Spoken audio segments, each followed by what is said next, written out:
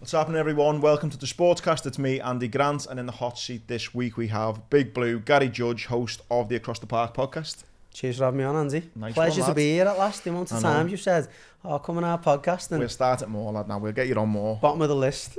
See if you're any good first, lad, now. Boss to have you on, lad. Big Blue as well, and obviously, with it being the business end of the season, make no apologies, it will be football heavy as there's fucking loads going on. So we'll kick off, mate. We'll start, I think, it's all right with you. We'll just work from the top down, which means we'll talk about Everton last, all right? But, Man City played last night. Haaland obviously broke the record. The debate this morning, which I've listened to and read a few articles, is, is he like the best ever in the Prem? It's hard to say, obviously, after one season, isn't it? My argument straight away is, you look at Alan Shearer's, your Andy Cole's, just some of the absolute, even Henry's. Zola, you're even talking about Bergkamp's, Zola's. I know they're not number 9s, but the forwards, aren't they? And the forward. Van Nistelrooy, there's loads of people in that conversation. But even that, you've already named a few I weren't listening to. As soon as you start looking at the kind of especially the 9s have played in the Prem, I'd half go as far to say if Jamie Vardy played in that Man City team, he'd be banging in 40 odd. Yeah, look, you're always going to get that with Man City. They create that many chances. I mean, the graphic come up last night. They scored 136 goals this season now. That's ridiculous, isn't it? The players that are scoring goals for them at the moment and they're getting into double figures would never get into double figures in any other team. No. So, Pep has built a ridiculous machine, hasn't he, in terms of the efficiency and the way they attack. And he's spent time over the last few years grooming that number 9 position and getting it ready for someone who's just going to come in and score those tap-ins. And look, he hasn't just scored tap-ins, but the one-touch finishes the majority, aren't he? Yeah, and he's done those goals where I think the last couple of weeks he's half done somewhere he's kind of held the play off, laid it off, and then spun and ran on. Do you know what I mean? So that's it's not coaching. Just exactly. Yeah. You know what it reminds me of a bit, lad? I remember I was addicted to football and Chat Manager as a kid, and then I found a cheat code on it where you could, have your own team, and I called it Granty FC or whatever, and I put everyone in just made loads of names like Andy Grant, Stephen Grant, whatever, and I put them all 20 for Everton, and the matches were taking that long because I was winning every game 30-0, and it was just fucking shit. And it's a little bit like you're talking about who's the best ever forward. If he's got kind of midfielders, 100 million midfielders like Grealish, Foden, who I think's one of the best English talents. Getting a game half the time, and you know what I mean? Yeah. But when he's got all of that around him, he only needs to be half decent. Now, don't get me wrong, he's not half decent, he's fucking incredible. But I mean, you could put someone half decent there and he'd bang in 30 odd 40. There is that, definitely. I mean, a very small, poor, and don't want to mention these in the same two sentences, but obviously we've had a nightmare signing this year, which has been Morpay. He scored consistently 10 goals for Brighton, and you're thinking, how on earth has he ever scored 10 goals? But they created that many chances for him that he would score goals, and the argument is you put him in another team who creates chances and you'll score goals. Yeah. I think if you've got that level of football intelligence matched with a high level of technical ability, which he's got, you are going to score goals in a bagful. Now, I think going back to the original question of where he ranks amongst the top number 9s over the course of Premier League history, we can't really answer that until he's done a few seasons, and we probably can't answer it until Man City maybe have a drop off and you see if he still keeps up that level when he's not creating that many chances. Will that ever happen? Who knows? But you know what though, as well, looking at kind of going forward for Man City, like you say, you can only judge it in a few years. I was thinking about this morning. He's on about 800 grand a week if you read the reports. They've paid him that much money on the basis he'll be good. Imagine when he comes down to sit down and negotiate his next contract. He goes, well, you're going to pay me 800 grand a week on the basis I'll be good. Well, I've just broke every record there is, so what does he get paid next time? It just all comes down to commerciality then, isn't it? It's building the brand of Haaland. Now, at the moment, he's not a brand in his own right, is he? He's a monster of a forward, but is Erling Haaland coming up in the Mbappe, Messi, Ronaldo conversations? Not yet. I think the international stage, the Champions League recognition. I know he scored goals in the Champions League, but he's not been, scored in the final, won them the Champions League. I think when you get to that stage and start getting commercial recognition in the way the club are getting revenue through his name and through his branding, that's where it takes it to another level, maybe. That's an interesting one, that, because the players you've named there all play for big international, countries. He's never going to have that with Norway, is he? I mean, Ryan Giggs had that, back in the day. George Best had that, although Northern Ireland were a slightly better team than they are now. But some of the greats that are mentioned in those conversations, you know, you get those names that come off, and Eusebios maybe, because he, you know, that Portugal team wasn't good enough to carry someone like him. Going back into the 90s, like Stoichkov, and you know, the players like that, and you think, wow, if they were playing for an international team that were challenging for international honours, would they be spoken about more frequently? Even with regards to that kind of international, even away from the football, just that kind of branding kind of stuff, I think, maybe I'm being a bit disrespectful to Norway, like, but I don't know, you look at like Argentina, Portugal, France, a lot more, a lot more appeal and sexiness, is it, than fucking Norway? They're trying to cling to the whole Viking thing, aren't they? And I think maybe he needs to beef up a little bit, and maybe they get him in the gym and start getting abs everywhere, and if he starts like ripping his top off and stuff, then you get the lady. He's not the best looking either, is he? No, not really. Not in a traditional way. No. I mean, I guess you might get people who are... Yeah, you'll get some chicks who are into like big fucking Viking. Big massive fellas who've got long hair and all that. So maybe they need to get a transplant and get him a beard so he starts to look like a proper Viking. But how old is he? Can he even grow? And he's like 21, is he? 20? He just looks, he's a baby, looks a baby, doesn't he? He's got like a feminine look going on as well, because it's funny when his hairband come out the other week. Yeah. You know, he's doing all kinds of memes on it. Yeah. But no, he's 21, isn't he, maybe? 21, 22, yeah. But mate, either way, he's an absolute monster, and I think that's the worry for everyone else in the Prem now, that it's like, how long is this going to continue? Because, like you say, he's that young, and they're building a team around him. And what's more frightening is that he had a bit of a dip, didn't he? Around like December, January, where I say dip, you know, he wasn't score for 4 games. He didn't score for 4 games, or he didn't score at hat-trick, you know, for 3 weeks or something. But he had other players that were just scoring then, and he was what was encouraging for me from Man City and Haaland's perspective. He was humble enough to go, I'm not bothered. We're still winning and other players are scoring. That's fine, my time will come. And I think he said that last night, I'll give up all my goals if we win the treble. So it's kind of what I don't believe him, but at least, you know, he's saying the right things. He's saying the right things, and again, you know, players get to the end of their careers, and you do hear that a lot. As I give up all my golden boots and whatever to have won X amount of trophies, he's going to get both, isn't he? Let's be honest. Yeah, so on to more Man City in general, mate. Do you have them down for the treble? I think 100%. I still can't get past the Champions League. Not with the degree of certainty that I can with the other trophies. I don't think anyone in the Premier League is even close to got their number. You know, it used to be Hughes, and obviously Hughes won't figure in that equation this year, fortunately. But from the Champions League perspective, I don't know. I still think there's that psychological barrier they've still got to overcome. I know they beat teams this year and they look a lot more efficient. All they've done really is just got one step further. This one, listen, they beat Real Madrid, it's done. There's no way that Inter or AC, both bang average teams, both with Achilles heels, and that AC are too young to win a Champions League. They've got too many young players. Inter have got too many old players. Yeah. Good point, good point. So I just think that they'll comfortably beat both of those two on any given day.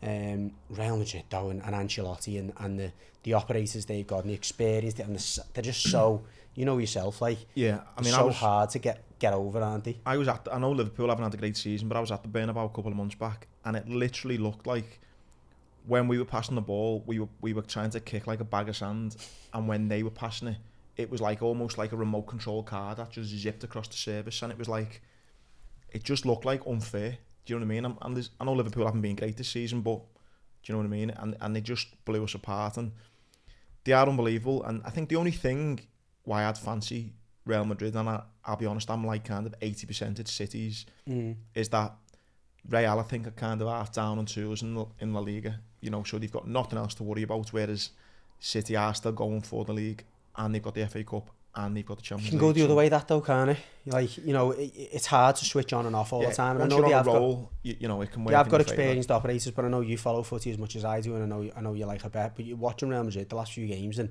they look flat, they look lifeless. As you say, they have down tools, but I'm personally not a fan of that. And I think teams who winners and teams who are going to go after everything don't stop. They keep winning games. Winning's a habit. You know that, you've seen it with Liverpool.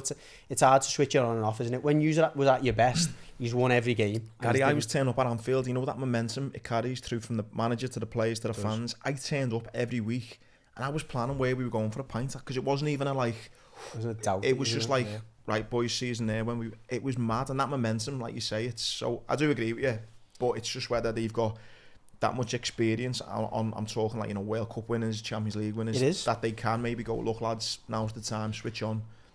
It isn't you, and you look at City, and that is, like it or not, their Achilles heel, the weakness. Has anyone in that team won the Champions League? Gundogan's been in a final with Dortmund. Haaland, no. No, obviously, none of them. No one's won a Champions League in that team or squad even. Pep has, but we thought the Pep's experience going back 3 or 4 years would have got them a Champions League by now. So look, it's just fascinating, I think, and I think that the interesting dynamic is that Real Madrid aren't great defensively. City can be good defensively, but they've certainly got that weakness. Ancelotti is just a master tactician. You know, he'll find a hole, a gap, and he'll do it ugly. He can do it ugly. If you can win games with this Everton squad, which you almost add, you can win games with anyone. So listen, I wouldn't rule Real Madrid out, and that's the only asterisk I think against the potential treble. Moving down a bit then, mate, it was I actually tweeted a couple of weekends ago, and I put a bet on it. I wish I'd put my fucking house on it. I said it was just before Arsenal were playing Liverpool, and I said Man City are currently evens to win the league. This is the time to bet on them. I think they're 1-20 now. Do you know what I mean? I had a little go on them. I wish I'd fucking put a lot more on it. I think just City. What I'm about to say, actually, I'm a bit hypocritical. I was going to say Arsenal have shown their inexperience, but it's a funny one because I can kind of go for and against you in the sense that you can go, they're young and they're hungry and all that, and that gets you over the line, or sometimes the experience does. And on one hand, we've just been talking about City, saying that, you know, this and that, but they are inexperienced when it comes to winning the Champions League, so it can be swings and roundabouts, but I think ultimately, I don't know, these people who I respect, you know, with on Sky, you know, the pundits, anyone who was saying Arsenal were going to win the league, I was just kept on thinking, what fucking planet are you living on? Like, I could see this coming a mile off. And do you know who's called it all along? I wouldn't say he's called it all along, but he certainly never spoke with any confidence or even backed Arsenal to win the title at any point. Gary Neville. And he's been there and done it so many times. He kept on saying, City haven't even clicked into gear yet. Honestly, he said, he spoke about Alex Ferguson, and he just said, look, we get 12-10 games from the line, and it go, right, now we start. Yeah. And he would go on them runs. It's like you just said about momentum then as well. Yeah. What City have done now, they've already won about 15-20 on the spin. They got 9 to go, and Arsenal have just absolutely wilted away, haven't they? You know what? It's game management. You know, I think for me, and Carragher made a great point a few weeks ago on Sky, saying they haven't bottled it because they're going 2 goals in front. They just haven't got that leadership and the in-game management. And even, you know, I think even Arteta's saying we need to be killing the games off. 2 goals in a Premier League game when you're top of the league should be enough. All right, you're going to concede your goal, that's fine, but you shouldn't be conceding 2. And I think that's the game management to going, we're in front. How do we now control the game? How do we now kill the game? You know, clever fouls, all that type of stuff, all the dark arts that you need to do when you're in that position. That City done away at, was it West Ham the other week? Where they won 2-1, not West Ham, because they played them last night. They won 2-1 a few games ago, the game before last. Fulham. And it was like, they should have blew Fulham away. It was 1-0, Fulham equalised. They then got a second and they were like, we'll keep the ball. When Fulham get it, we'll foul them. Won't even give them a chance to build up any momentum. To the point, mate, I made a little pop at Arsenal and fucking had loads of Arsenal fans giving me shit. And I don't even think Arsenal get in the top 3 next season, because if they were going to win it, this was the chance to win it, because I think next season, City obviously going to be there again. I'm a big fan of Ten Hag. I think United will go close. I don't think if Klopp can get the summer transfers, which we'll go on to next, if he can get that right, I think Liverpool will be back in the mix. Newcastle are not going to get worse, Newcastle are going to invest. I think Spurs, maybe not so much Spurs, but Chelsea, I think will kick on. But Nagelsmann comes in at Spurs, you know, you've got a different dynamic there. They're not as bad a team as we're seeing at the moment. No. You've seen it in that second half. They have got a capability of... They remind me of like a Liverpool when Rafa came in. Like, do you know what I mean? It's a bit of they just need polishing up a bit. Well, that's it. I was going to say, the difference that a manager that can then make on a squad in terms of the way he sets them up is everything, isn't it? And so, yeah, I don't disagree with that. I think you can't underestimate the importance of continuity. That's what Arteta's going to have on his side. You know, he's only going to have to make 3 signings, maybe. To keep. Those players have played together all season. He knows what's expected. Chelsea are going to have a lot to do. United, I still think, are 5 players away from... You know, you've seen what happens at Anfield. They can easily be exposed because they've got weaknesses all over the place. So... I think there's a for and against in terms of your argument, but I certainly wouldn't be disagreeing with it either. For your top 4 then? For next season? For this season. Obviously, Arsenal, City, top 2. Yeah, I think... City, Arsenal, whatever, but then... Newcastle, United either side. I can't see us quite getting there. I think it's too much for you to do. Have you seen Brighton though?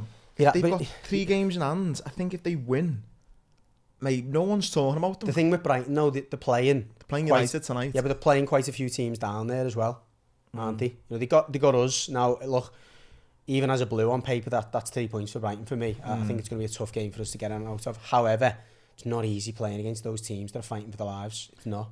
Brighton currently played 31 games and they're on 52. So let's just say, I was saying that they've only got 1 game in hand though on United. Yeah, they haven't had. I don't think they've had enough of a run. And you talk about like you can see City pulling together 5-6 wins. I can't. I seen Brighton go to again. I'm tripping me up here with the fixture. They went somewhere the other week and got Forest. They got beat 1-0 by Forest away, and you're like, that was a performance that you need to be beating teams like that. I think the games are hard as well. You got United, that's it. Everton, Arsenal, Newcastle, Southampton, City, and Villa. All those teams, apart from maybe Villa, have got something to play for, and that. I think that's the biggest factor of this. And you know, if you're a betting person, stay away from most of these fixtures because it's hard. Because the teams that are down there are fighting for every point. The teams that there's so much at stake, isn't there? The only ones you kind of want to back against are the ones that have got nothing to play for. Moving a bit further down, then, mate, Liverpool, like we just mentioned it then, left it far too late. They're on a decent run. I think they're the top form side at the moment, I think, with City, but just left it too late. And I think that's been the frustrating thing. I was at the match last night with my little girl. The frustrating thing is, didn't play. I mean, Fulham had a few chances, but it was actually quite an entertaining first half. The second half was boring. Yeah. But you know what though, you needed a half like that. I think Klopp was a bit relieved to go, okay, we've closed the game out for once.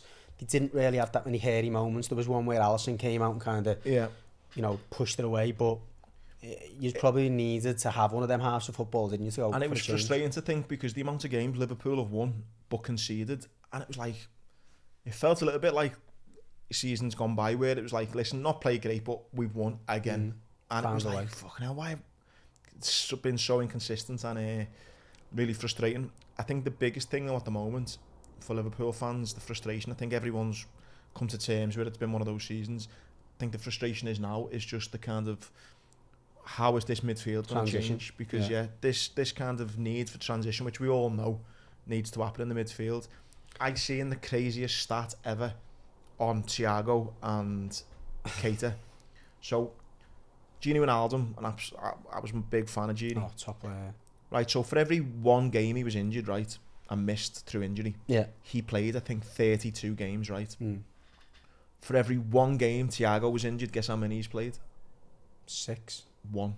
Like 1.7 or something like that. Jesus Christ. And same with Keita. Wow. So you're basically getting, for every game he's injured, you play 1, get injured 1, play 1. As great as Thiago is, mate, that is... Look, the thing is, though, I can't say the same about Keita because he has a decent record coming in from Leipzig. He wasn't, you know, he consistently played games, albeit only over maybe a season and a half, 2 seasons. You can't say that. He didn't. Thiago came with that record. Mate, he came injured. Yeah. And it was the only reason why he wasn't still at Barca, let alone like Bayern. You know, he was a top player, but he was always a top player. Yeah, it's no good being a top player if you're never on the pitch. Everyone can see technically how good he is, but like you've just said, then Barca don't get rid of him, Bayern don't get rid of him. If they're saying to him, you know, lad, you're always injured. You know, that's essentially the reason, and we've bought him. And as much as I love him, and as much as I could watch him play all day, I could watch him warm up all day. Never mind play an actual game of 90 minutes. That record is atrocious. It's just like. So anyway, that was scary. And then you look at the midfielder. Looks like Bellingham's gone to Real Madrid. It looked like we're getting McAllister from Brighton, which would be great. I think great experience with the World Cup, and looks to be a player as well. I think 70 million they're asking for, but I think that's the frustrating thing for me, is just wondering what's this kind of midfield going to look like next season. Because I think up top, I think I've got no problem with us up top at all. I'd personally like to see us go and get a right back. I was going to say, you've surely you can't continue to play the way you play now. You've had a decent run and whatever, but you can't continue to set up with a midfielder who drops into right back constantly to allow Trent in. Now, tactically, I think it's through a few teams. Like, how do we deal with that? How do we deal with that weird rotation? It is a bit of a Pep spin-off where he has his full-backs tucked in and they kind of play in midfield, and then your midfielders move out. But you can't continue with that imbalance on one side of having a midfielder like Henderson, who hasn't got the legs to really go on the outside, kind of plays inside right, Trent's he's like a free roll, hasn't he? But even last night, mate, I was looking at it because I sit quite high up in the cop and I'm looking at it, and he had playing next to Nunes, Trent at times. Kanate was coming over playing almost a right back. We playing with almost a back three, so kind of Robbo's come over a bit. Van Dijk's in the middle, Kanate's at right back. They're all having to just go. Where's Trent gonna go now? We all have to move. Hendo and Fabinho were just kind of holding a bit, and Trent's just like a number 10 almost. I mean, like there's two things there. One, as I said, on the imbalance, but two, is he that good? And I'm not saying is he that good and critical and go, I don't think he is. I'm just saying, is he that good on the training pitch where you're going, oh my God, this player is frightening. We don't care where he plays. He can have that much of an influence. I think one of the commentators last night said, I think it was Stephen Warner, who was the co-commentator on the stream that I had, not illegal. Stephen Warner was saying, look, every time Trent gets the ball, it goes up a notch. And whether they're seeing at the moment, we haven't got anyone else in that team who can inject that level of, intensity and quality, that we've just got to let him do what he wants. It almost feels like he's kind of either moulded himself almost into that Steven Gerrard of almost, right, listen, I'm not getting enough of the ball here. I'm gonna slash Alonso. Yeah, like I just want to get a grip of the game and I want to come in and mix it up. And as great as I kind of, like the idea of that, like you just said then, it creates so much imbalance in that team and so much uncertainty. And the second you come up against the Real Madrid, like proved, work that out all day. And you've got a Modric there and you've got a pacey winger, fucking that idea is gone. It has, yeah. Do you know what I mean? So it's where the Klopp goes for a decent right back, another maybe defender, but they need to start. You know what? I'm not opposed to the fact that McAllister, Trent, and maybe that Bagotic in midfield, and then you've got maybe Henderson and Fabinho to kind of help a bit of experience and ease in and out when they can. But I think personally you need to replace. I think you need another Fabinho. If you've got a Trent and a McAllister, I don't think you can get away with respect with Bagotic next to them. I think Bagotic would be someone who comes in for a McAllister or comes in for a Trent, depending on who you're playing. You think back to a couple of years ago when you were firing, Fabinho was essential. It was obviously his legs have gone and a number of different things, but I think you need a solid defensive midfielder who's capable of dropping in between them two centre-backs, allows the two centre-backs to cover the full-back positions. You box then. I think that's got to be a high on the I think his drop-off in form has been the most impactful. It's been on the team because you look, your striker's not in form. Yeah, you may get by midfielders. When Fabinho was on it, mate, he made everyone look good around him. When he's not playing well, mate, the whole team looks like a bag of shit. Everyone's out of position because I think they were almost just expecting Fabinho's got this. They'll sort that, yeah. And then when he doesn't get it, everyone's suddenly out of position. Everyone's chasing back. Everyone's chasing shadows. We look like a bag of shit when Fabinho plays shit. And whether he recaptures that form or not, I think physically he looks gone. I don't know what he just doesn't look like he's got the same mobility. He's lost a bit of pace. He's still reading the game. You can see but the amount of times now that he's a yard short, 2 yards short, either doesn't get there to influence the player or fouls him. When I don't know whether it's mentally though, because I don't know. I know what you're saying, but I don't know how you can drop off that much physically. Well, I don't know his injury records. I don't know. He's never injured, I don't think. He did have an injury for a few months. I remember him being out for a couple of months. But you know what? Sometimes, Andy, you just tired. No, you just reach a point and your body just goes, and it happens. There's miles on the clock, isn't that? Bodies are like cars, and some cars will hit that point earlier than others. Some can go for 300,000 miles and whatever. And I don't know Fabinho's past in terms of how young he was playing football. He might just have too many miles on the clock, and his body's like, "Boom, we can't compete." And then how hard Klopp works your players, and some of them players just haven't been able to handle that. Mate, moving on then to Chelsea. That is like a game of chat, man. Mentioned it before. Oh, it's laughable. I mean, what the fuck's going on there? That's Seb Bowley, mate. I know he's a billionaire and he's listening. Clearly I'm not going to advise him what to do with his money, but surely he knows now he's fucked up.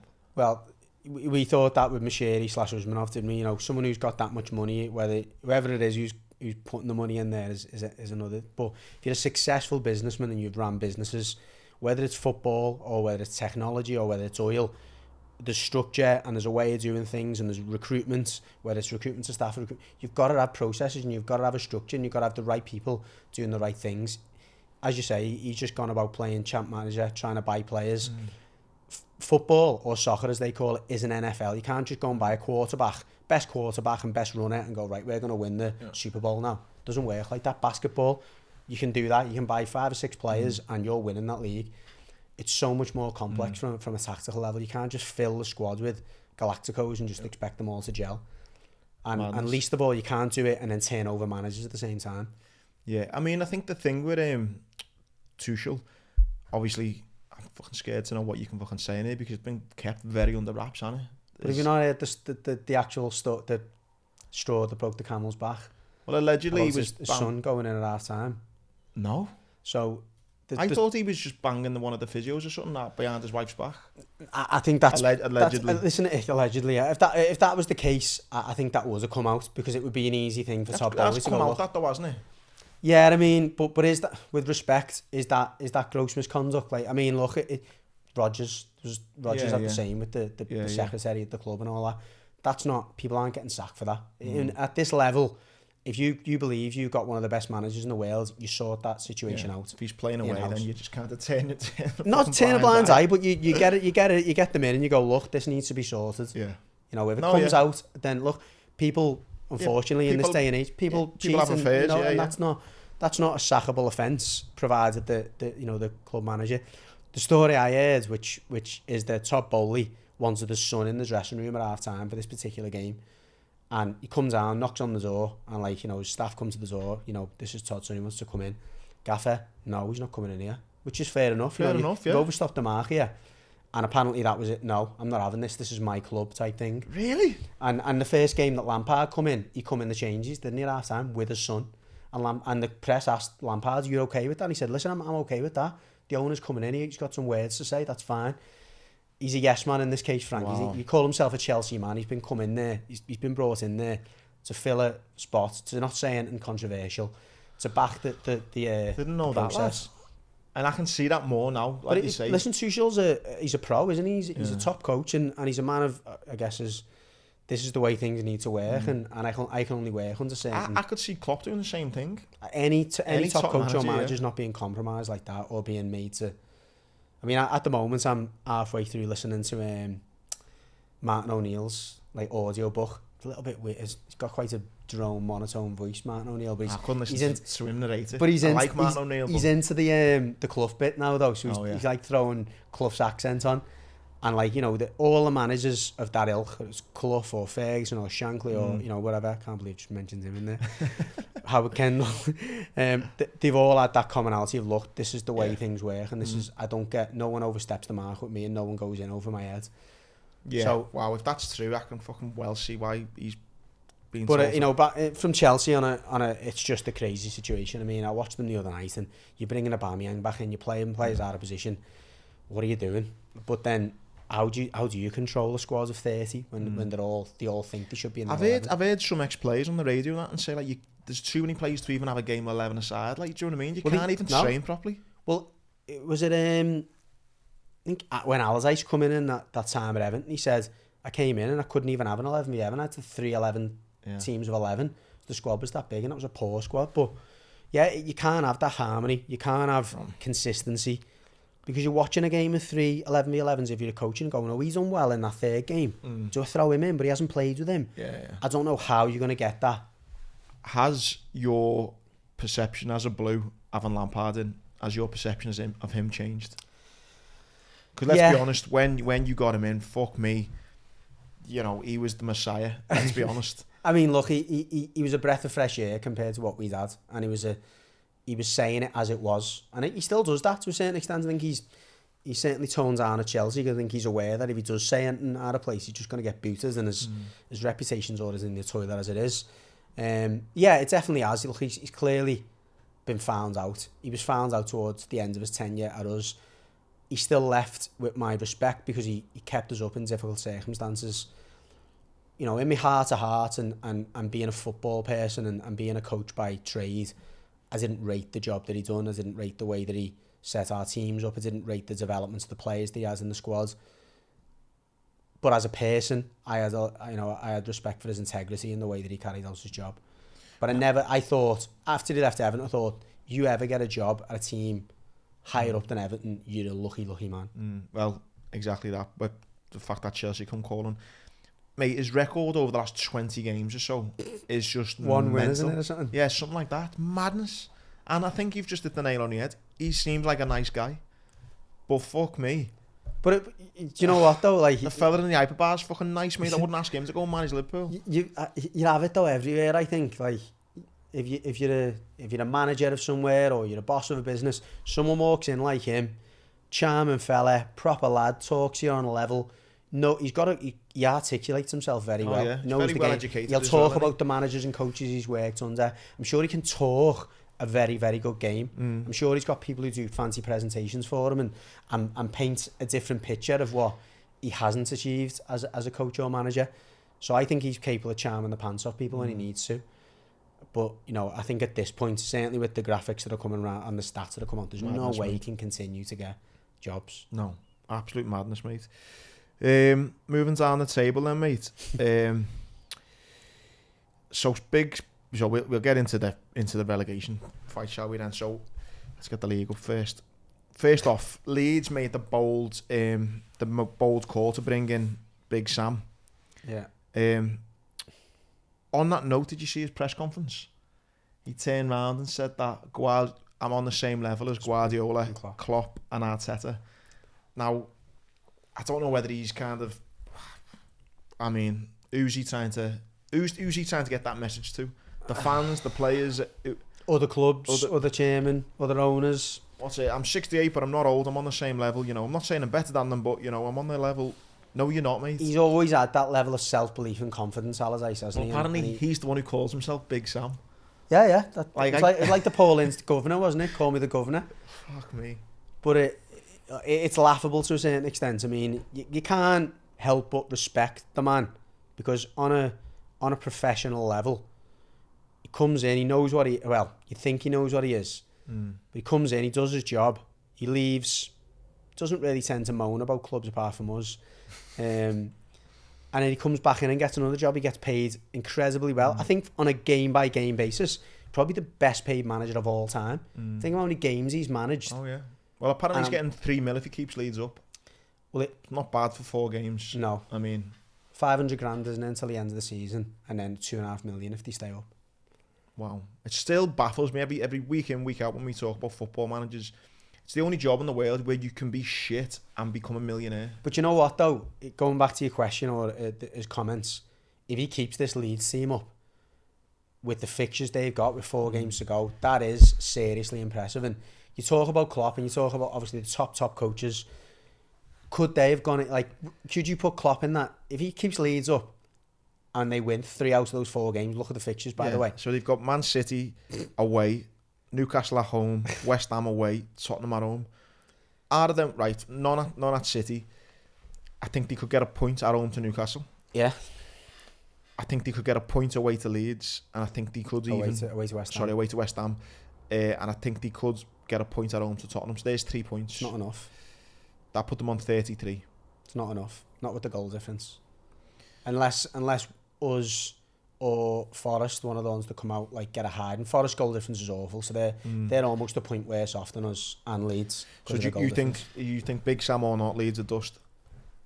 I mean, if Leeds are dust, we should stay up.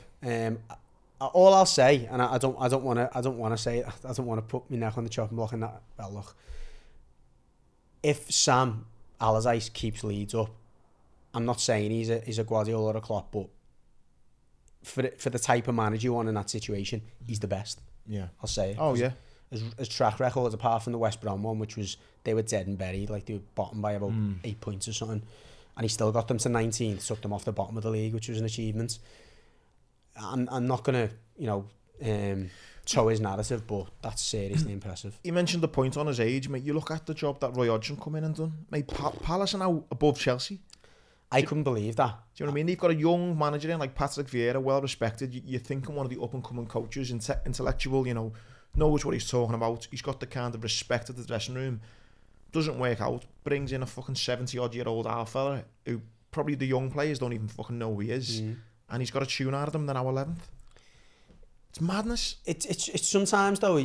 Patrick Vieira wouldn't have seen his job as being, let's get this team just winning games and finishing 10th. He the type of person that Vieira is, he'll have had ambitions to try and get that team up to the upper echelons of the Premier League, and therefore you've got to develop young players, a style of play that good players want to come in and play, be part of. You'd set the team up like Hodgson with respect. Again, they've won games, fair play. Who's going to want to sign for that? No. Let's get behind the ball, let's block like lines to pass off, let's win the ball and go and counter-attack. It's like Roy's building the foundations where almost Vieira was a bit like, I want to kick on as if we've already got the foundations, and they just didn't, did they? Really? Yeah, and Hodgson's just gone back to, listen, we're just going to win games here. And that's, I think, for a manager like Vieira to swallow their pride, so to speak, and throw out all their principles, I think is impossible. You've always got to take that decision out the hands and go, look, Patrick, we know what you want to do. Thanks for that, but we need someone to just win games now. So if Sam can do what Roy's done, then, mate, fucking some job. On that note, mate, we just pause the pod here and we're going to ring up Davy Field's name was thingied out before. On that note. Because the question involves Big Sam. No, he's had a stinker. Try again. Sometimes you have that... Try again? Okay, I'll try. Sometimes it's like... Davy Field. That's it, he's done. Right, we had a couple back up here, right, let me see. It was Isaiah, you've got a back up there. Right, it was actually one of the boys here, one of our first patrons. Hey, best answer. Will he have your number? Yeah, I know him, yeah. He knows it. Oh. Mr. Grant. What's happening, Sean? You alright? Yeah, not too bad, you? Good, lad. And you're all live on the Legged podcast, lad. Your name has been picked out for this week's question, lad. So can't swear it? Can't swear, lad. No, and just as a thank you as well, I know you're one of the first on Patreon, lad, so nice one. Yeah, no worries, mate. Right, no worries, far away then. Go on. Right, so Big Sam's been in the news all week. Yeah. Including Leeds, name the 5 clubs that are currently... Oh my God. It's alright, you can do that. No, I'll just give the answer away. It's alright. He's just going to name the clubs, hasn't he? No, that's harder, that though, innit? You know what, lad? Go on. We're going to crack on. I was going to ask you to name how many clubs he's managed, but I've just said it's 5. Can you name the 5 Premier League clubs? Including Leeds. Including Leeds, so you need to name 4. Including Leeds. So right. That he's managed. So, obviously Leeds out the way. Everton, Palace... I think he's going to struggle, Newcastle. Oh! And... Is there going to be a time limit on this? West Ham? Lad, you've done it. Lad, you've just won 250 quid, lad. You're lucky that Andy slightly messed up the question, but to be fair, I didn't get West Ham. I think that was actually harder to name the team. It is, because you could have just guessed the number, couldn't you? Yeah, so Andy with the assist that I slotted. There you go, lad. Right, lad, I will transfer Haaland, that later, call lad. him Haaland. 250 quid, Sean. Nice one, lad. Nice one, boys. See you soon, lad. Ta-ra. Right, I think that was harder. I would not have remembered Newcastle. Maybe even wouldn't have. West Ham is fairly current, so I probably should have remembered that. But the Newcastle one was completely gone out of my mind. Because I was going to say you've got to name the teams, and I thought, nah, just give me a number. You could have just threw a number out there. But to be fair, I just threw 4 out there. He would have got that because he knew the teams anyway, so he could have just wanted. Yeah. Anyway, it's done. 250. Fair play, Big Sam coming up with the goods again. Fine, right. And Sam. We move on then past Leeds. So the other team in the relegation, mate's Leicester. I'll be honest, I think they'll be okay. Purely, I mean, by the way, did you watch the game the other night? If they'd scored that penalty, mate, that's used dust. But then again, mate, did you see the saves there keeper made? I didn't actually see the game. No. Did you see the miss from Calvert-Lewin, which was a save credited to the keeper, but Calvert-Lewin misses from 2 yards out, literally puts it right back into the keeper's path. Despite the fact you're right, you know, if Pickford doesn't save that pen, we should have been out of sight. We should have been 3-1 up ourselves. I think though, what before the game even played Leicester. Just looking at the squads. You say that though, everyone said, all my mates have said, look, you look at that Leicester front line. I just think goals, exactly, goals. But they're not firing. Vardy's not scoring. Harvey Barnes looks toothless. I know, but Tielemans there's looks a difference, awful. Right? In Everton not scoring, Leicester not scoring. They've got potential. You just Where's it gone though? Well, I know, but how long does potential get strung out for? Well, yeah. And let's be honest, Dean Smith's not pulled up trees since he's been there. Have they won a game yet? They've got 4 games to go, and that potential needs to start kicking in. But the only reason I'd side with Leicester getting out of this relegation scrap is because they can just. I do agree with you, by the way. I do think Leicester will get out. I do. Their fixtures are nowhere near as bad as Leeds. No. They've got Fulham away, Or Forest. They've got Liverpool at home, Newcastle away, and then West Ham at home. Them middle two are still tough though. Yeah. Newcastle aren't stopping. Use it. Yeah, we've form. I think it's going to give it a go. You know, they're at home to West Ham. You'd think that you should get 3 West points Ham there. are going to have half an eye on the Europa League thing. But you know what though? They're only 4 points outside of the drop now. I think Fulham they could get a point there. Start to put them on 4 points, which would give them. That'll put Leicester on 34, which is what West Ham are on. I think 34, 35 keeps you up. So you reckon Leicester are staying up? I do. Okay. I've done this exercise as every Everton has a number of times. Well, we're coming down to Everton now then. So the next one's down on the list of Forest. When I looked at Forest, right, I'll be honest, they were the ones I thought would have went down with Everton. Purely because I'm not looking at the goals conceded. So does it tell me you think Everton are going down with them then? I did right until I actually looked. I don't know what you done. I went and looked at all the fixtures and I added up what everyone was going to get, and I think he'll stay up by a point. But when I was just looking at the league table and I'm looking at the goals scored, you got Leicester who scored 40 odd, Leeds who scored 40 odd, and the teams who were 15 or so goals below that are Forest, Everton and Southampton. Yeah. Now I know the conceding, the goal difference comes in and it alters things, but just putting the ball in the back of the net, it's, you know, the bottom three are there because they can't put the ball in the bottom of the net, and hence why I was leaning towards Forest, Everton and Southampton going down. However, like you say, when you look at the fixtures, it paints a bit of a different story. I think Forest have got Southampton at home. That's 3 points for Forest. Then they got, Southampton away from home have been a very strange team. Like they went to Arsenal and should have won. They were unfortunate to even not get 3 points, and it was a draw. Obviously went like 98th minute or something like that. Where was it the other week? They were in front 1-0. I don't know. They done a job on us. They've been strange away from home. I think we could see a bit of a. But Forest have been great at home though. Forest's home form is what kept them in. Yeah. Because they're away form. They're the worst away form in the. And they beat Brighton the other week there as well. Forest have only won 6 points away from home this season. Do you know what I mean? Probably more than us, that. The 12th in the home. You've won 11. Okay. So, I can't see anything other than 3 points, to be honest, for Forest. So that'll put them there. So there's 3 points. Then they've got Chelsea away. I could see them maybe getting a point, just because Chelsea are mad. I know. Then they got Arsenal at home. It's whether Arsenal are out the race by then they give up maybe another point, maybe. No, they're not getting a point. And then they got Palace away. Again, Palace, what are they playing for by then? Because I've nothing to play for, yeah. So I'm going to give them 4 points. That puts them on 34, which then brings us on to Everton. Massive game against Brighton. I don't think he's getting anything from it. I agree. Massive game against City at home, albeit, but again, don't think you're getting anything. Wolves away, and then Bournemouth at home. I think we're winning both them games for me. With a bit of certainty there. Yeah, I think we're winning both them games. I think the two things are, one, you know, Wolves and Bournemouth will both have the proverbial flip-flops on. They'll be on the beach. I don't think obviously Bournemouth are fairly stable in terms of their manager. I'm not sure Lopetegui is going to be the right fit for Wolves long term. I think again they've rolled the dice on another manager that probably doesn't fit the Premier League. So I don't think the players are really having him. They've had enough points to get out of there. Yeah. But it's only because he had that initial bounce. They got fucking stuffed 6-0 by Brighton, didn't they? I mean, they did beat Palace then 2-0. They beat Brentford. They beat Chelsea. They got beat by Leicester in between them. No, I just think at that stage... We're going on that then. 6 points, that puts you on 35. He's escaped by a point. I'm missing that. I'd take escaping 1 goal difference. The biggest thing for me... I think that's another good point. Let's say you get the 4 points. Saying that only puts you on 33. That'd keep you in it. Could be 5 points. You could get a draw at Brighton. You could draw against Wolves and beat... I've said to everyone, and I'm not the only one, if we go into that Bournemouth game needing to win to stay up, it's done. We're beating Bournemouth. We'll suck that ball in. There'll be fans on the pitch throwing, diving headers on the back post to win it. I actually do think I sat down, I've done Leicester's games, Leeds games, Forest games, Everton games, added them all up, and I had you staying up by a point. Leeds and Forest going down.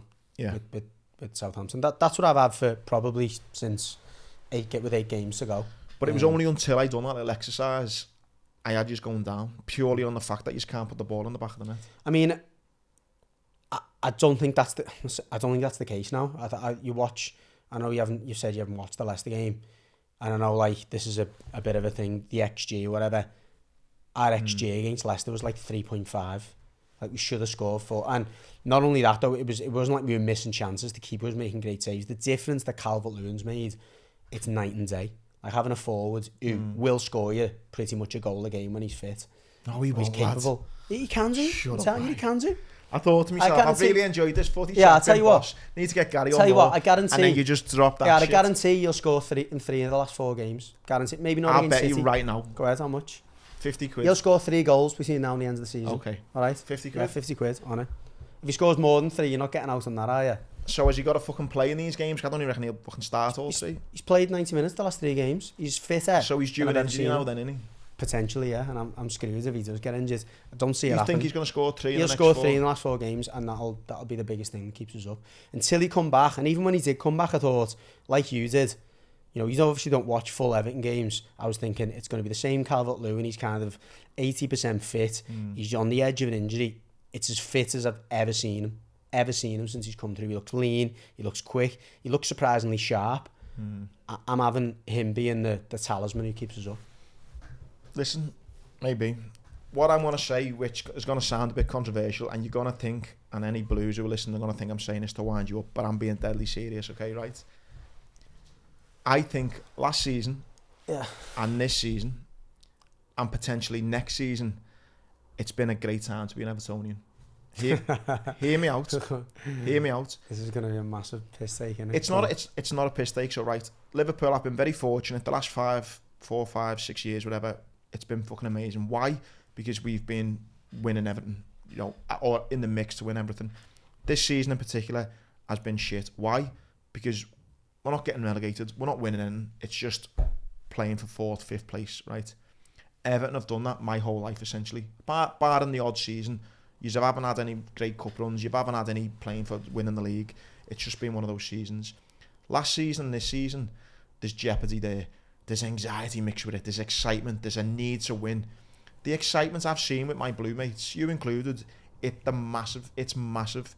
Highs and lows. It was great last season for you. Pitch invasions in County Road. It looked amazing. That's the most fun I've seen Everton fans have in years. Do you know you say that? And this season, no, it'll be exactly the same. Last game of the season, like that Bournemouth game. Oh my God, you need to win. Best game. That'll be the best game on Merseyside all season, right? And I'll go one further. If you end up getting relegated, which I don't think you will, do you know the lads who go the away games will be going all over the country, mad stories from grounds that they never will have went to. You'll probably end up getting promoted, so you'll win the league. Yeah. Or you'll go to a playoff final, you'll go to Wembley. This is the best time to be a Blue. All right, no, you know what? In my lifetime. I didn't think you were going to go in that direction, but you know what? I'll completely agree with you, on certainly on one level. And we joked about it last year with our red mates, and obviously once the Palace thing was over, it was like, look, he's a buzzing, you've stayed up, you know, he's a relegate, blah, blah. And I went, you know what? And you're never going to understand this, but I think you are getting it. You'll never know what it's like to be on the brink. Yeah. That's a different feeling to winning trophies. It's a bit like, you know what it's a bit like? And I was comparing it. So it's a bit like being a high-flying executive all your life, always getting paid a boss salary, you know, getting bonuses, blah, blah, blah. Having the odd year where you don't get a bonus, or that's a crap year. Or being on the breadline, getting sacked, then getting a job last minute, just about paying your bills. Yeah. And it's like, oh my God, that relief's amazing. Yeah. That relief is a different type of relief. And like, it's not a feeling you want every year. No. But it's a boss feeling. But I just compare my whole lifetime, Everton have just been mediocre. Having a Liverpool season, arguably, you know, we're just not doing fuck all. And lads, I've been going the game now, you know, all my life. Especially season ticket these last 5-6 years.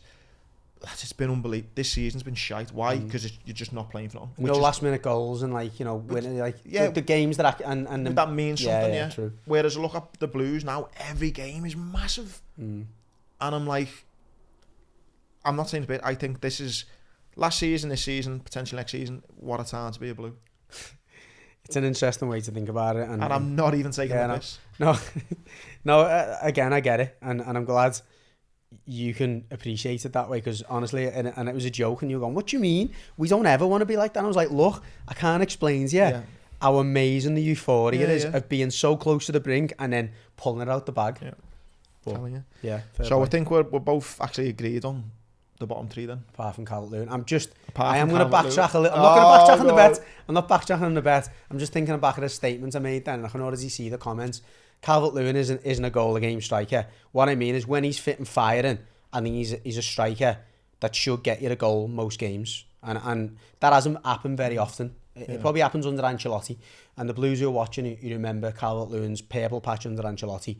Put him in between the posts, get the ball in the box, he'll score, most games he'll score goals. But you're right, his fitness record is so questionable that he's hard to rely on. Mate, that's the Prem summed up, mate. We will whiz through some other little talking points in football. Did you see Stephen Ireland's comments? Oh my God. On the likes of Lampard, Scholes, Gerrard. Oh, it was cringy, man. It was so cringy. I don't know what he's got going on in his life, and if he is suffering with something or he's like, I don't know, he's... Looks well. I mean, like, physically, I know you can look physically well. Yeah. Enough of your podcast with Paul about stuff like that, but if he's speaking really clearly and articulately about it. But if he's got some issues where he's just missing listen, I got no idea what it would be like to be a professional with 50,000 people screaming your name every week. And I think that goes without saying. Let's just cut to what he actually said, which is completely ridiculous. So he basically come out, anyone who's not seen it, go and watch it. Stephen Ireland basically got asked the question, who's the best player you've played against? You'd like to think he would have said the likes of Gerrard, Scholes, Lampard and all them, do you know what I mean? He's turned around and was like, none of them had a good game against me. No, none of them. The question wasn't like which of the players you look up to and you wanted to be, and look, he might go, you know what, I was my own person, I was confident. Yeah. He was basically saying he was better than Vieira, he was better than Gerrard. He says he never had a difficult afternoon against anyone. He always looked and thought, I'm better than you. I think one he might have said, and I'm paraphrasing, but something like, I never came off the game and thought, oof, that was hard. Yeah. Like, shut the he got one over me, or he had my number today. And then someone put up a thing against like Gerrard. It's like, I think he played against Gerrard like 15 times. Like, drew like something like 5, got beat 10. Gerrard scored X amount, assisted X amount. It's like, shut the fuck. If he's trying to, I don't know, in his life, big his career up in like the media punditry world, or he's trying to put his name in the shop window don't know, but whatever he's doing, he sounded like a bellend. But you know what though, maybe on that, maybe it was a bit of a talk sport thing where it was just bait. Like, I'll get millions of people to watch this podcast, but because I'll just say something that's that ridiculous. He's caught me big time because it was a ridiculous statement. It was mad, and I'm trying to think about it on a footy level. I haven't played at a half decent level. I'm thinking, you know what, I've played against some top players and thought I had a decent game against you there, and I don't think like you were miles better than me. But you've went on and scored 200 or 300 goals, and also maybe in that game you might have been crap for 90 minutes, but you've just put a ball right on the striker's head and you've won the game. Done. That is the difference. Like, you go down the leagues and you watch league football and you hear it from Championship players, League One footballers. There's players at that level that are capable of playing the Premier League, but consistency is the common denominator. That's the difference. That's in life, lads. In life, do you know what I mean? You can have a good year, you could be quite lucky with a business deal or be in the right place once. It's fucking over 20, 30, 40, 50 years, mate. That's what it's about. They're the levels, aren't they? So I found that interesting, mate. I seen Klopp, obviously he's got in the shit a bit, having a go at the referee. I did see a match which is going to take me off the kind of Klopp, and I'm not just saying this because it's Klopp, but have you seen like the bit of a conspiracy theory about that referee? Come on, mate. Have you seen it though? Yeah. I'll forward you. I haven't gone probably as far down the rabbit hole as you have. I got sent a WhatsApp and I've just forwarded it to you, mate. And it's just like, it is a bit mad. Yeah. It's a bit like. You can find them, though. You can find those threads. It's like looking at a star sign, and it's like. Yeah. You can always find a way to shape that to your narrative, can't you? Yeah. I think he's come out and he was out of order for running up to him. You know, he's just scored the winner. You know, be happy for your own team. I get that. And he's went over and he's apologised since, and he said, but I think the big thing was he called into his integrity. That's the big thing. Maybe Klopp's been sent this conspiracy theory, I don't know, but yeah. I was listening to Tony Evans, the Liverpool Scouse author and journalist, if you like, on TalkSport yesterday, and he had a dead interesting take on it. He was like, you know what? Klopp, like so many managers, such a sound fella. Dead level-headed, you know, really good personality. The minute football's involved, he just turns into a maniac. Like on that touchline, he's just got an alter ego, and he doesn't even understand why he does certain things sometimes. I think he sometimes thinks, why have I done that? Well, mate, you've played at a high level. Even when I've played and stuff, you are a different person, you know. And then I'm guessing as you go higher up the levels, you will have experienced it more. Klopp's experienced it more. It's just do you know what I mean? what can you do? You can't be this I think the the bit that I think is regrettable about it all is just like the knock-on effects on grassroots football. I'm a massive advocate for respect at grassroots, and for the main reason that it's about the child, about development of children, and the more things like that you see at the top level, the more these dads, and 99% of dads who support grassroots teams are doing it for the right reasons, but there's 1% who think the next Jurgen Klopp, and think that's the way you need to treat referees, and then that's the way the kids behave, and it's like, listen, they're the bits that he needs to be more conscious of, and I think when you're Liverpool manager, you're carrying that round with you, aren't you? Yeah, no, I agree. Last one is Messi's got himself into a bit of hot water. He went over to Saudi because he's apparently paid to be an ambassador for Saudi as well. Yeah. I want to know how many ambassador kind of roles there needs to be, how many events there needs to be in the Middle East for people to go, all right, yeah, we can see you, sound, all right. Like, from the boxing to Ronaldo to Messi, what the fuck are they trying to do?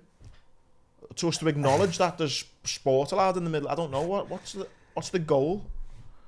I mean, it's money, isn't it? It's all money. Yeah, but me seeing the boxing in Saudi, Ronaldo going to Saudi, Messi, it doesn't make me want to go, hey, should we all go to Saudi, lads, for a weekend? It's just it's recognition for them. That's what I mean. But like, yeah, lad, they've been recognised. Yeah. Sounds. You just can put boxing events on. Yeah, great. Yeah. You just can afford Ronaldo or Messi. Great. Yeah, and I don't know what else they're wanting to get from this situation. No, I don't either. It's So he's got an ambassadorial role. He asked PSG apparently if he could go. They said no, and he apparently went anyway. Didn't. He just went. He just went. Just cracked his own. They fined him 2 weeks' wages. Said he can't train or play for the next 2 weeks. And I think now he's basically went, well, I'm not fucking signing a contract. Yeah. So whether he then goes to then Saudi, which apparently 320 mil a year is what they're talking. Is he not going to be looking at Ronaldo at the moment and going, what does he want out? I was thinking, bit of a merry-go-round time. Messi back to Barca, Ronaldo to PSG. Possibly. I mean, they're going to have the money, aren't they? It's up to Mbappe, innit? Whether he wants Ronaldo there. That mad scenario. Was it Mbappe who decided to fine Messi 2 weeks' wages because he's jealous he's not an ambassador? There's that thing about it, isn't it, where they're having to have like sit-downs with them all individually about like what's going on at the club and yeah, and they're having to consult him on every decision that's like in his contract. It's fucking mad, isn't it? Those clubs are just operating in a different stratosphere in terms of like the way that how to run a club. Yeah. Madness. Mate, I think that's about an hour on footy, which you knew it'd take over most of it. Just the quick ones I see, and again, I'm not knocking her, but Emma Raducanu was out of Wimbledon. She's unfortunately picked up an injury. You're talking like Calvert-Lewin. Mate, again, we've done enough jokes on her. I actually like the girl. I just think there's a problem with the tennis ranking system. She got put to number 1 spot, top 10. Fucking hell, mate, she won one tournament. Yeah. She hasn't put 3 wins together for the rest of it. She's been injury plagued last 18 months or so. Gutted for her, she's out of Wimbledon. Tennis has pissed me off again, actually. So I'm a big Novak fan. He couldn't play in the US Open because he wasn't vaccinated up. Yeah. They're now lifting the ban on it, so he can play in the US Open for any US tournaments from I think it's May the 20th. He can play in. Which falls in line with the whole tennis season as well, really, in terms of like. I just think, mate, he could be out there on his own with the most Grand Slams now, and he's not because of this fucking made up bullshit rule, which they're now removing now anyway. And why couldn't he have done what boxing's on anyway? What Matchroom's on with like exemptions and stuff. No, you basically go into a camp, don't you, before your tournament and use so there was ways around it anyway. And you're right, it's not fair in terms of Novak Djokovic. Incredible. I've got, as much respect as anyone. And the major thing about him is he's kept himself in the most ridiculous shape. Yeah. He's looked after himself on and off the court in order to prolong his career as long as possible to win all them Grand Slams, and he's been denied of it. Exactly. Mate, there'll be 2, Australian Open, US Open straight away. There might have been a couple more, but and that's not forgetting all the little tournaments as well. But the hardcore ones they were done. There was no one else winning them. No. Did you see a mad story about Nick Kyrgios as well? I didn't see that one. He had his Tesla stolen. And Tesla stolen. And he helped track them down by like this app you can get where it like tracks your car. So he's like chasing after them? Well, he was ringing the police, I think, being like, the fucking there or whatever. And that's like a film, isn't it? He got his tail. I wouldn't want to be getting chased by Nick Kyrgiakos with his car, mate. No, he's a bit of a loon anyway. He's anyway. mad enough on the court. There's obviously other little bits going on in sport, but we've already took an hour of your time, and I think that's about it. There's a bit of boxing on this weekend, isn't it? Canelo's back in action against in Guadalajara, is it? Yeah, I don't... He's fighting that lad who Smith fought. Yeah, oh my God, his name's gone as well. Oh my God. But it's an absolute walkover for Canelo, seemingly. I think there's a British fight on as well, but again, not really look too much into it. I'm all about the footy. Yeah, I can't believe it's going to do my head in this as well. Oh, what the I'm actually a boxing fan, and I've been talking about footy that long. Oh my God! As soon as you go off air, it's gonna go. I mean, he's not fought in Mexico for like 12 years. This is his homecoming. Nick Sutton, his name is. It's not Nick. You're gonna have to get it up, mate, because it's gonna zoom me head in. So there's that gone on boxing. There was actually one other thing as well. Frankie Dettori actually in the 2,000 guineas on Sunday. That'll be his last ever 2,000 guineas because he's retiring this year. That could be one. Frankie Dettori to bet. Yeah, exactly. He's John Ryder. He's fighting. John Ryder, yeah. John Ryder. I mean, listen, Ryder's tough as they come. He's as durable Callum as they come. Smith beat him though, didn't he? No, listen, he was unlucky to lose to Callum Smith. He was like he probably give Callum the closest run fight he's ever fought in. He hurt Callum quite a few times in that fight. Doesn't stand a chance for me against Canelo. He's only 32, Canelo, you know.